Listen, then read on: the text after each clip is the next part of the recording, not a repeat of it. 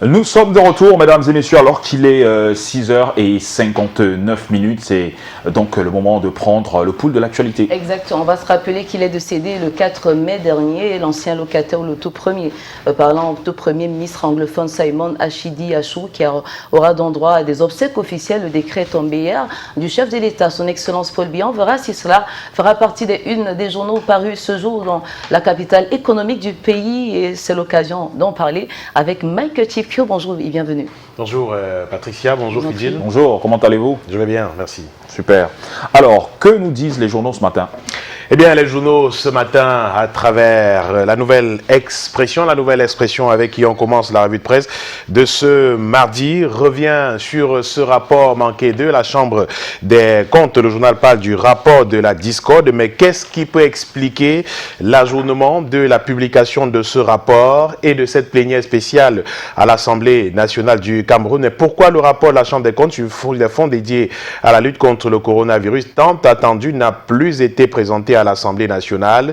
La réponse est venue d'un cadre du Rassemblement démocratique du peuple camerounais. Pascal Charlemagne Mesanga Nyamding insiste et dit avec emphase qu'il a rappelé et rappelle justement avec emphase qu'il avait prié en sa qualité de chef traditionnel afin que ce brûlot ne soit jamais rendu public parce que, soutient-il avec force, la publication de ce texte ferait l'effet d'une bombe de nature à faire exploser le gouvernement de la République, donc à faire voler en éclats le régime de son mentor, le président Paul Biya. Et sa conclusion, c'est que le rapport de la Chambre des comptes de la Cour suprême sur le scandale de la gestion des 180 milliards de francs CFA dédiés à la lutte contre le coronavirus ne sera jamais publié sous le régime du renouveau. Cette position ne vient certes pas de membres du gouvernement, mais lorsqu'on considère le profil de la personne, on peut commencer à comprendre les raisons pour lesquelles la publication d'un rapport à la lutte de la proclamation des résultats d'une élection très attendue par l'opinion nationale et internationale, les partenaires bilatéraux et nombre de citoyens camerounais a été reporté s'inédit et plus de 48 heures. Donc, note la nouvelle expression après le report de cette cérémonie aussi sensible. Il n'y a toujours aucune communication, aucune explication officielle autour de cette affaire. Regrette donc la nouvelle expression qui donne quelques explications pour comprendre le report de cette cérémonie de présentation de ce rapport de la Chambre des comptes relatif à la gestion des fonds dédiés à la lutte contre le coronavirus au Cameroun. Le journal était également au tribunal criminel spécial pour suivre des deux dernières audiences autour de l'affaire mettant en index l'ancien ministre délégué à la présidence de la République chargé de la défense, Edgar Alain Mebongo. Au cours des deux dernières audiences à lui consacrées, l'ancien MINDEF a fait feu de tout bois pour balayer d'un revers de la main toute la kyrielle des infractions retenues contre lui et ses co-accusés dans cette cause.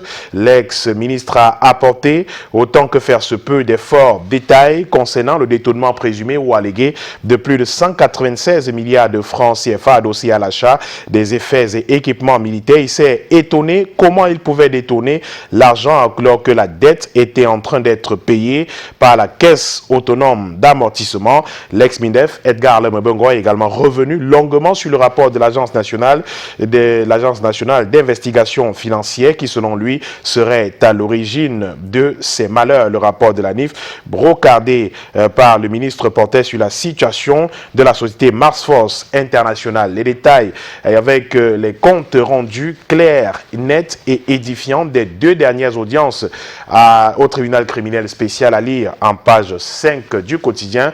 La nouvelle expression de ce jour. Le Messager est également en kiosque ce mardi.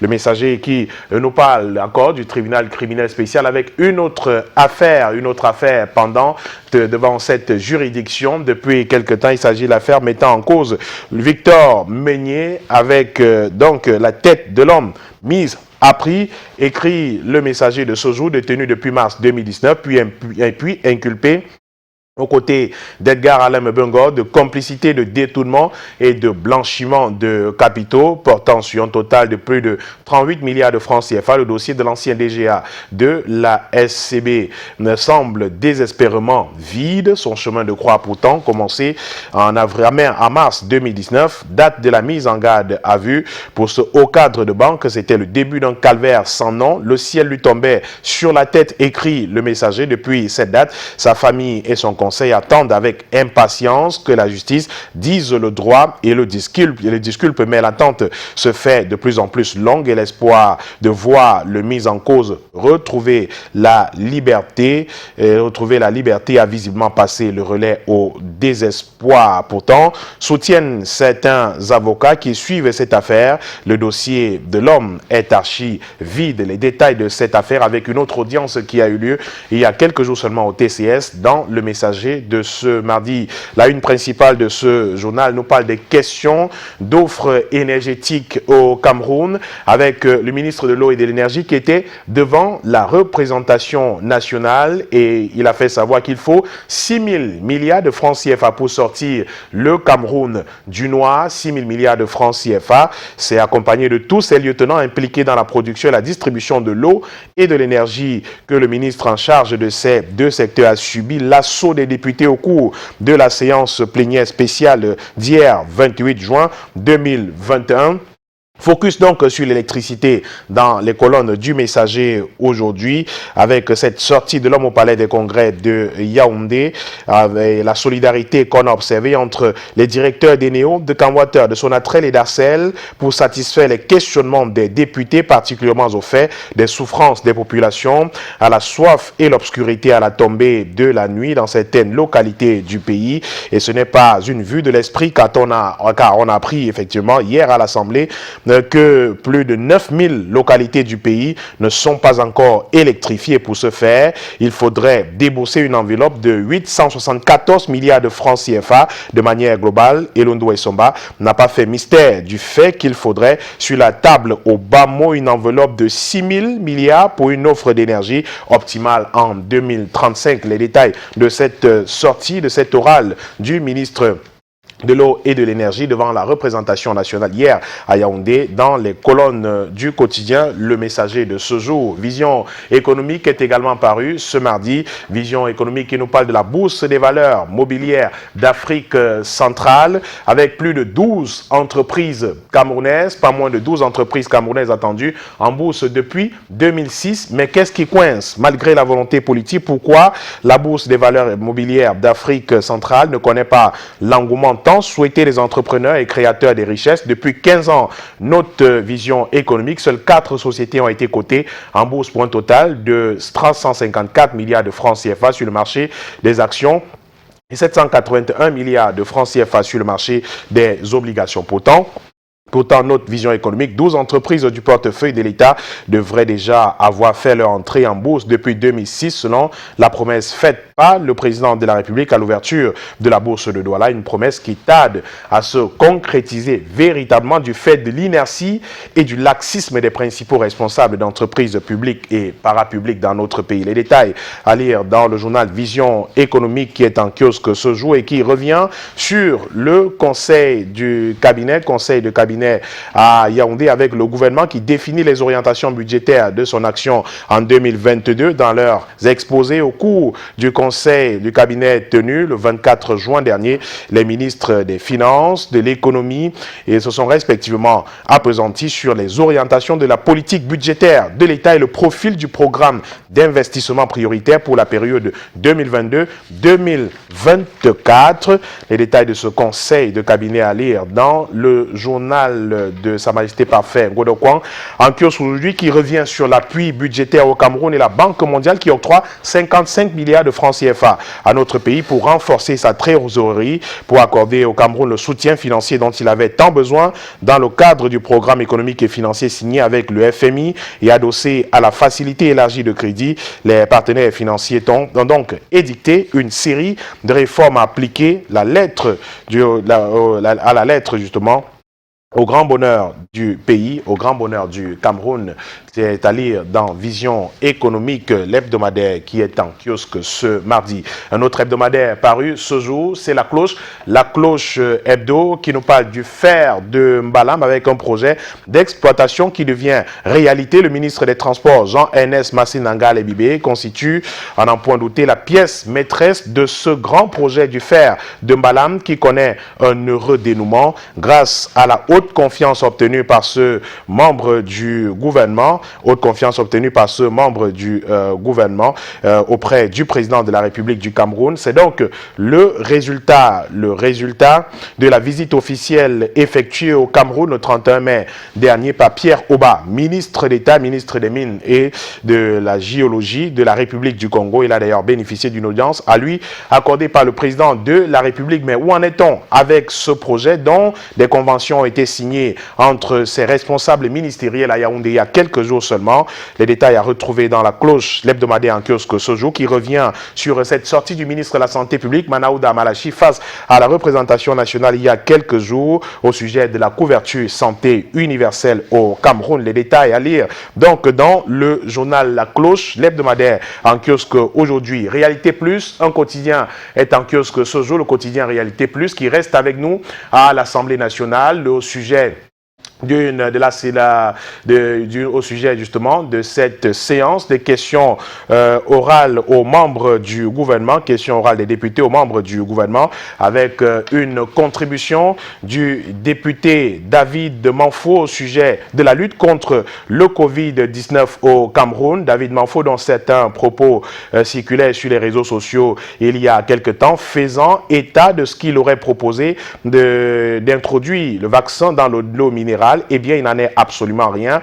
Le quotidien Réalité Plus qui s'est octroyé donc les propos du député à l'Assemblée nationale parle plutôt des individus mal intentionnés, jaloux et malhonnêtes qui ont déformé les propos du député David Manfo à l'hémicycle après avoir soutenu Monseigneur Samuel Kleda avec plus de 2 millions de francs CFA. L'honorable Manfo suggère au gouvernement d'encourager la pharmacopée africaine pour dompter le Covid-19 comme le fait l'archevêque de Douala et propose par exemple de produire à grande échelle ces médicaments, celui de Samuel Kleda et bien d'autres médicaments issus de la pharmacopée traditionnelle pour prévenir à titre préventif naturellement le Covid-19, la propagation de ce virus au sein de la société camerounaise. Sans détour qui est également en kiosque ce jour, Sans détour qui propose donc en intégralité la sortie de député David Manfo devant la représentation nationale, ce qu'il a exactement dit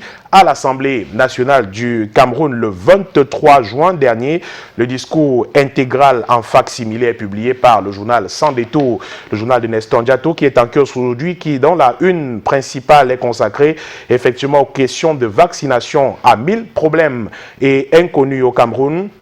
La campagne intensive de vaccination que le gouvernement s'en va lancer dès le 7 juillet prochain suscite moult inquiétudes au sein des populations et pour cause, elle masque mal les desseins contournés de rendre le vaccin obligatoire, tandis que les doutes ne sont pas totalement levés sur leur efficacité au moment où de nombreux citoyens attendent l'exemple qui viendrait des plus hautes autorités de la République du Cameroun pour combattre le coronavirus. Le journal parle aussi de ce Cameroun projeté à l'horizon 2035 avec le fer de Mbalam qui ouvre la voie de l'émergence, près de 5,500 milliards de francs CFA et 20 000 emplois dans l'économie du Cameroun et du Congo. Les premières retombées attendues du chemin de fer de 540 km à construire. Le journal Sans détour qui nous propose tout un dossier autour de ce projet dans ses colonnes de ce mardi. Camer Presse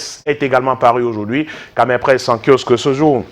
Il nous parle du terminal à conteneurs de Douala avec des chiffres satisfaisants, des chiffres qui donnent du baume au cœur au sujet de la gestion du terminal à conteneurs de Douala. Selon les comptes rendus publics la semaine dernière lors du conseil d'administration du port autonome de Douala, la régie du terminal à conteneurs a réalisé un chiffre d'affaires éloquent en 2020 en dépit de la pandémie Covid-19. La RTC a reversé au PAD au titre de la redevance portuaire plus de 15 milliards de francs CFA contre 4 milliards reversés par l'ancien concessionnaire. État des lieux et perspectives du terminal à conteneurs dans un entretien avec le directeur délégué Faustin Dingana dans les colonnes du journal Camer Presse en kiosque ce jour. Et le jour qui est également paru aujourd'hui, le quotidien qui revient également sur ces chiffres éloquents de la RTC du terminal à conteneurs de Douala, les bons comptes de la régie du terminal à conteneurs de Douala, des chiffres encore et des chiffres toujours à retrouver dans les colonnes du quotidien Le Jour en kiosque ce jour. Émergence en kiosque également aujourd'hui, un autre quotidien qui revient sur cette sortie du ministre Gaston Elundou Essomba face aux griefs des députés à l'Assemblée nationale. Pendant 6 heures de temps, une trentaine de députés a échangé hier à l'Assemblée nationale avec le ministre de l'Eau et de l'Énergie sur le sujet du déficit en électricité et en eau au Cameroun. Les élus de la nation ont affiché leurs préoccupations face à un ministre qui a tenté de rassurer, mais sans grandement convaincre, semble dire le quotidien Émergence en kiosque aujourd'hui. Mutation s'y intéresse également et parle d'une douche parlementaire. Un ministre acculé par les députés à l'Assemblée, acculé justement par les députés sur l'insuffisance de l'offre dans ces secteurs. Le MINE suggère la restructuration de Camwater et explique que le Cameroun aura besoin d'investissements supplémentaires à hauteur de 6 000 milliards de francs CFA pour résorber le déficit énergétique et en eau observé au Cameroun. The Guardian Post est également paru ce jour. The Guardian Post qui reste avec nous à l'Assemblée nationale du Cameroun et donne une fois encore à lire au sujet d'une sortie, de cette sortie à polémique de David Manfo il y a quelques jours à l'Assemblée nationale du Cameroun. Eh bien, le député, l'élu de la nation, n'a jamais proposé que l'on injecte de l'eau ou alors du vaccin dans de l'eau, mais tout simplement, le député à l'Assemblée nationale a plaidé pour la promotion de la pharmacopée traditionnelle devant lutter contre le Covid-19 au Cameroun. Et le journal qui nous rapporte d'ailleurs ce jour que le député en question avait soutenu Monseigneur Samuel Kleda dans la production du médicament conçu par l'archevêque de Douala dans la lutte contre le coronavirus à hauteur de plus de 2 millions de francs CFA. Eh bien, il reste constant sur la question. Il faut promouvoir la pharmacopée traditionnelle pour barrer la voie à la propagation de ce virus au Cameroun. Le journal qui nous parle aussi d'une Taricon Credit Union qui gagne donc ses awards consacrés il y a quelques jours effectivement, award remis aux responsables de la Taricon Credit Union, cet établissement bancaire qui se bat au quotidien effectivement pour apporter une réponse claire à certaines populations acculées dans des crises dans les régions du nord-ouest et du sud-ouest du Cameroun. Taricon Credit Union qui s'est donc positionné comme l'accompagnateur de nombreuses des populations du Cameroun effectivement et surtout des habitants de ces régions en crise. Les réalisations de cette entreprise à retrouver donc dans le journal de Guardian Post en kiosque aujourd'hui. Cameroun Tribune est également paru aujourd'hui et revient sur la vaccination contre le Covid-19. Il ne faut pas hésiter, eh bien il faut se faire vacciner. Environ 100 000 personnes seulement ont déjà reçu au moins une dose de vaccin au Cameroun, un chiffre très faible qui appelle à une prise de conscience individuelle, mais aussi une communication plus forte et plus efficace des pouvoirs publics et des partenaires face aux ravages de la propagande anti-vaccin. Objectif justement faire comprendre à la population que le vaccin